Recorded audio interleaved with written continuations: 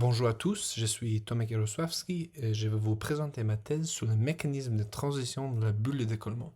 Ce projet est un effort collaboratif entre l'ONERA et l'ISAE Supero. L'application pratique de cette thèse concerne l'aérodynamique des drones.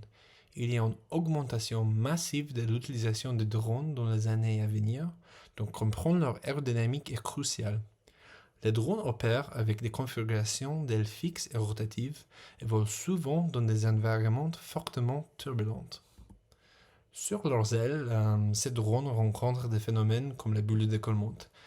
C'est un mécanisme de transition entre un écoulement laminaire et un écoulement turbulent qui est très affecté avec des perturbations comme la turbulence ou de la rugosité. Cette thèse alors a porté sur la compréhension de ces mécanismes de transition, notamment la bulle de décollement. Les méthodes se sont principalement concentrées sur les expériences et aussi sur la théorie pour comprendre en détail la physique en jeu. Maintenant, je vous présente un exemple concernant les expériences sur une aile tournante. Nous avons utilisé la thermographie infrarouge pour caractériser l'écoulement sur la pale du rotor. Avec cette technique, en fait, il est possible de distinguer des zones décollées et turbulentes.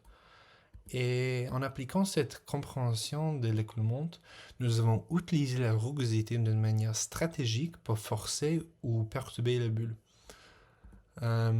Nous avons observé une réduction significative de leur taille et aussi une transition précoce.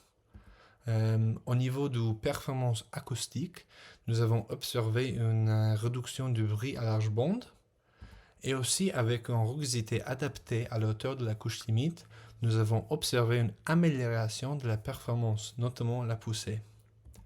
Alors ici, nous avons démontré que la modification de la bulle a un impact important sur la performance, ce qui nous motive à comprendre la physique de la bulle plus en détail.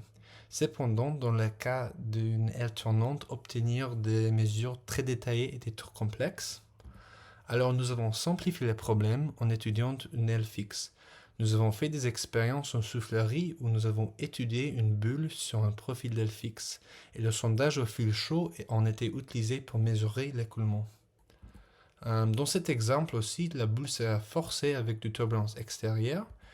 Et comme avec la rugosité avec le rotor, nous observons une diminution de la taille de la bulle avec des niveaux de turbulence élevés.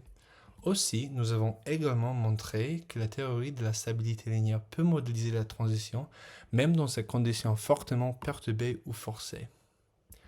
En résumé, cette thèse a traité des ailes rotatives et fixes.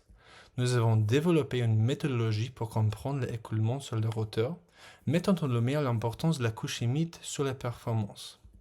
Pour les ailes fixes, nous avons étudié les perturbations sur la bulle et démontré que la théorie de la stabilité linéaire est une outil pertinente pour modéliser la transition, même avec de fortes perturbations extérieures. Merci beaucoup.